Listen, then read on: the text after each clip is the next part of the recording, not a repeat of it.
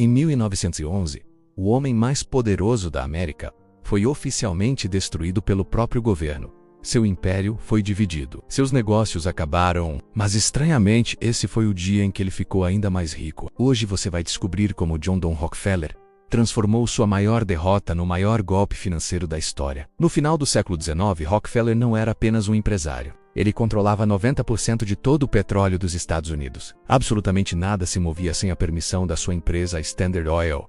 Refinárias, trens, portos, oleodutos, tudo levava o selo invisível de um único homem. Ele construiu um sistema tão eficiente e tão dominante que, pela primeira vez na história, uma única corporação tinha mais poder que muitos países. Ele não só vendia o petróleo, ele controlava toda a cadeia, do poço à lâmpada de querosene na casa das pessoas. Essa era a dimensão do seu poder, total e absoluto. Mas esse poder absoluto começou a gerar um ódio na mesma proporção. Pequenas empresas que competiam com ele quebravam misteriosamente da noite para o dia. Preços de combustíveis caíam de forma drástica, apenas nas cidades onde Rockefeller queria eliminar a concorrência, tornando impossível para qualquer outro sobreviver. Assim que o competidor fechava as portas, os preços subiam novamente, mais altos do que antes. A população começou a sentir o peso desse monopólio no bolso e na vida. A pressão popular sobre os políticos se tornou insustentável. Jornais publicavam charges retratando Rockefeller como um povo gigante, com seus tentáculos envolvendo o Congresso, a Casa Branca e o próprio povo americano. O clamor era um só: alguém precisava parar aquele homem. E o governo finalmente decidiu agir. Com base em uma legislação criada justamente para combater esses gigantes corporativos, a Lei Antitruste Sherman, o jogo estava prestes a virar. O dia do julgamento final chegou. A Suprema Corte dos Estados Unidos, a mais alta instância do poder judiciário do país, declarou a Standard Oil um monopólio ilegal. A sentença foi clara e parecia devastadora.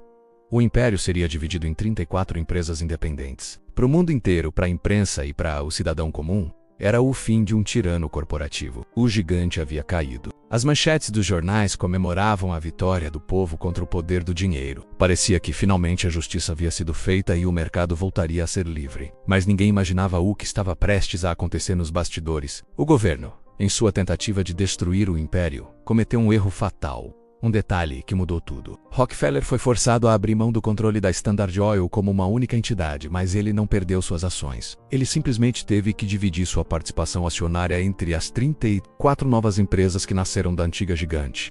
E é aqui que a genialidade ou a sorte dele se manifesta. Nomes que conhecemos até hoje como Exxon, Mobil, Chevron e Amoco surgiram dessa divisão. Cada um desses pedaços, agora operando de forma independente, começou a ser negociado na Bolsa de Valores. E o que aconteceu? O valor de cada uma dessas novas empresas disparou. O mercado, acreditando que agora havia uma concorrência real, avaliou o conjunto das partes como muito mais valioso do que o todo original. Em poucos meses, a fortuna de Rockefeller, que já era a maior do mundo, dobrou. Ele perdeu o controle direto, mas se tornou absurdamente mais rico. E assim, sem um único prédio com o nome Standard Oil restante, nasceu um novo tipo de poder: o Império Invisível. Rockefeller não precisava mais dar ordens diretas, ligar para gerentes ou assinar contratos para controlar o mercado. Ele controlava tudo através de suas participações acionárias. Se antes ele era o rei visível sentado em um trono, agora ele era a força oculta que movia todas as peças do tabuleiro sem que ninguém o visse. Ele possuía fatias significativas de dezenas de empresas que supostamente competiam entre si. O Império não morreu. Ele apenas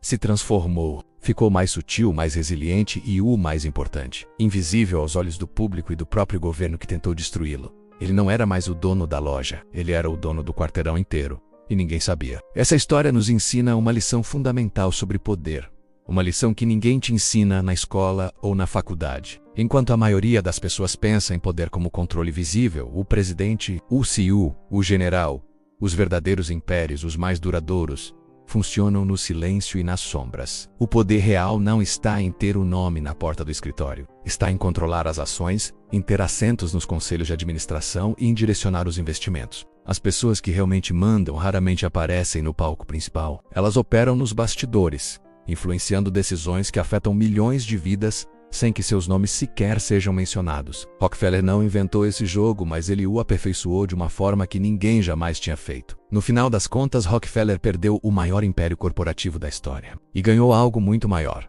um sistema de poder descentralizado, resiliente e quase impossível de destruir. Ele trocou uma coroa por um controle que se espalhava por toda a economia, como uma teia de aranha. E o mais fascinante é que esse mesmo modelo de controle invisível não morreu com ele. Ele se sofisticou e é usado até hoje para controlar bancos, grandes empresas de tecnologia e até mesmo governos. Se você quer entender como esse jogo de poder silencioso ainda molda o nosso mundo, como decisões que afetam sua vida são tomadas por pessoas que você nunca vai conhecer, continue assistindo aos vídeos aqui do canal. Vamos desvendar juntos esses mecanismos. Obrigado por assistir até aqui. Se você gostou de descobrir essa história, inscreva-se aí no canal e ative as notificações para não perder os próximos vídeos, onde vamos revelar os impérios que ninguém quer que você veja. 8 a Proxima.